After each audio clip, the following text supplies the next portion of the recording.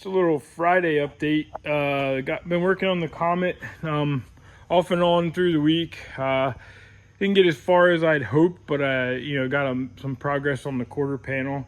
I ran out of welding gas. I have a few inches on the bottom edge of that quarter there, and then there's some spots that I need to, I got to flip some highs and lows in it because the whole quarter was stretched out, and I cut out the rusty section, remade this section, the brighter section there, remade it, and tried to straighten what was there before, obviously, and then get the shape and everything, make templates.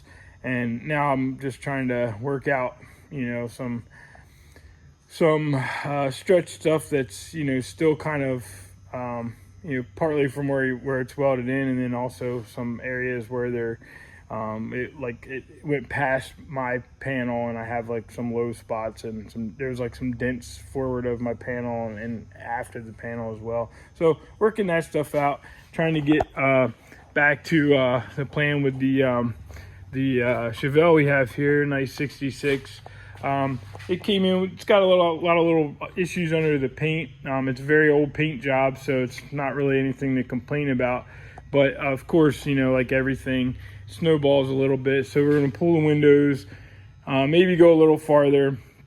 It was going to be just maybe like blended paint, but it kind of most likely doesn't make sense to blend those areas. So the owner's going to stop by today, and also the guy that's painting it, I think, may stop in, and then we can discuss, because in my mind, can't do a good job without removing all the trim and then trying to paint the whole car for sure. I can also understand and respect doing a nice simple driver paint job. If it was mine, I may just do like a single stage red and just call it good. But in all reality, if there's little issues popping up everywhere, there's going to be issues that are still in there, kind of not showing yet. But that's up to the owner, and I'm not knocking it either way. I just have a certain quality that I have to do to, guarantee the work, and then also just have to be in agreement with the customer, make sure that it works with him. And I'm kind of here to help either way. But depending on how far we go with it, it's a little bit unknown right now. And then hopefully we figure that out. But I also have 35 Chevy street rod that I've got a friend, Trevor Harney.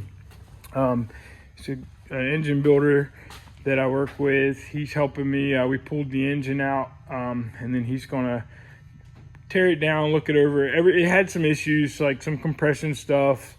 Seems like it has leaky valves, seals, and stuff like that. So we're just gonna basically go over it all, probably pull like a rod bearing and just see what the crank looks like.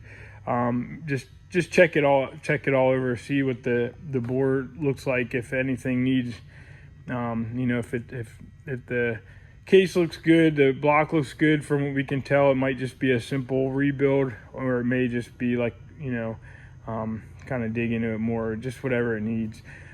Transmission was basically sitting on a leaf spring for a cross member. It had like zero rigidity to it, so it was real flexible, and the tail shaft's all beat up and leaking like crazy. And I think everything was fine with it though, as far as running and driving. It just can't really put it back in that way. It was leaking like a huge puddle of transmission fluid, and the shop is a mess because we kind of, instead of like just an easy pull, there was like literally zero access to anything. It just seemed like everything wanted to be a fight to get it out of the car. There's just a lot of things weren't thought out. The exhaust was right under the oil filter. There was there's no way you could pull the oil filter without removing the exhaust. So just kind of got to go over that stuff. Going to fix the exhaust and some things like that before or when it goes back together, so that there's no issues, and we'll clean up all the dirt and the firewall and stuff, and everything will be fresh and new again and back on the road.